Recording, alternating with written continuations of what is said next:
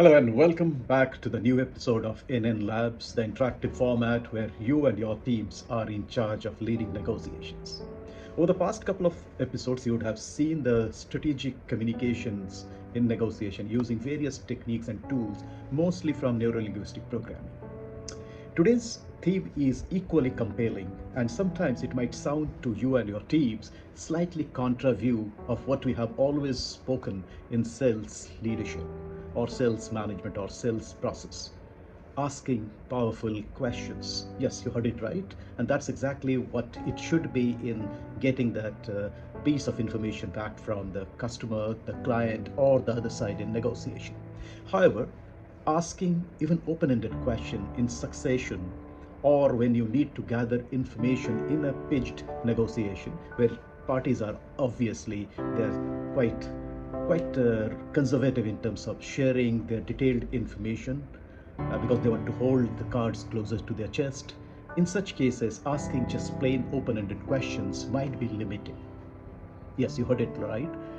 The power of open-ended questions might be limited in case of strategic negotiation when you are supposed to gain further details. In fact, you want the other side to reveal their motives, interests, and deeper concerns behind their stated positions. In such cases, today's episode makes so much of sense. If you have read through the case, the consulting partner on the other side shows their reservation about the budget. They would possibly find it difficult to sell through internal stakeholders back home. And in such cases, option A gives you the quite traditional view of asking a series of open-ended questions. However, those are ineffective in most of the cases because by asking such open-ended question one after the other side becomes much more guarded.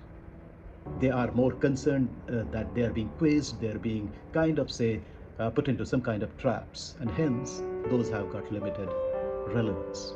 Contrast that to option number B, and that's exactly what is a classical solutioning look like. You, without getting into their skin and their concerns behind stated position on budget, you have started solutioning in terms of reviewing and reducing the scope of work. Not a very effective choice.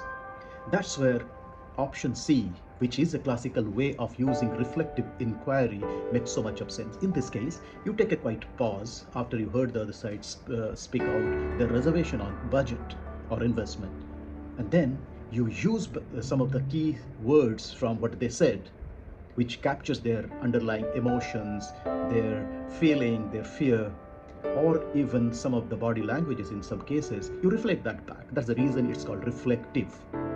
Paused there, and after that you ask a short questions. In this case, what specific justification back home would give them more confidence about going ahead with the investment?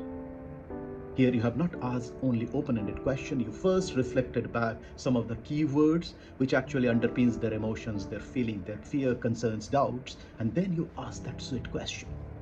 That's the reason it's called reflective inquiry.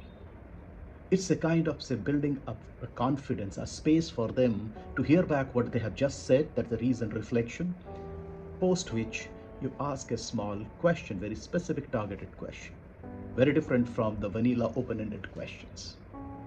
So when you are up in such scenarios in negotiation where you want them not to just share information, but want them to reveal their true motives, their concerns, their fears, it would be worthwhile to give it a try. Ask reflective inquiry based questions.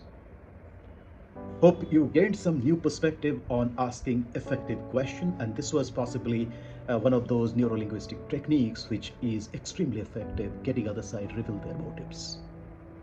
Hope you have been enjoying these episodes as I have been receiving some fantastic remarks, some suggestions even coming through.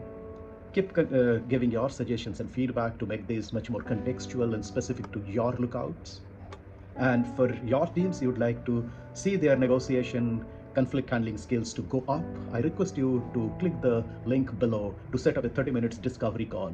And we promise your team's negotiation, mediation, conflict handling capacities and capabilities would never be the same again. Until the next episode, signing off. Thank you so much for your support to nnLABs.